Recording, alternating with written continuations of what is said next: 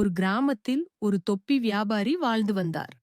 அவர் வண்ண வண்ணமான தொப்பிகளை தலையில் கட்டி வைத்து ஊர் ஊராகச் சென்று விற்பது அவரது வேலை. ஒரு வெயிலான பிற்பகலில் அவர் ஒரு காட்டில் நடந்து சென்று கொண்டிருந்தார். அவர் மிகவும் சோர்வாக இருந்ததால் ஒரு பெரிய நிழல் மரத்தின் கீழ் ஓய்வு எடுக்க முடிவு செய்தார்.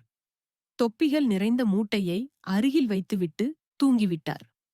அப்போது அந்த மரத்தில் இருந்து சில சூழ்ச்சிக் குரங்குகள் கீழே வந்தன.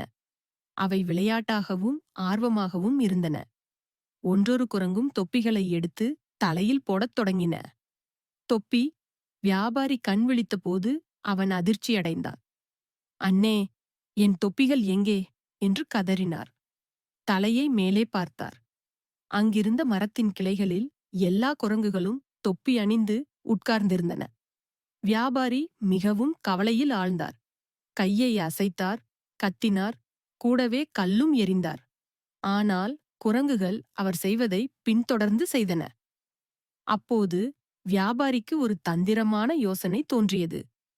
குரங்குகள் என்னைப் போலவே நடக்கின்றன என்பதை கவனித்தார்.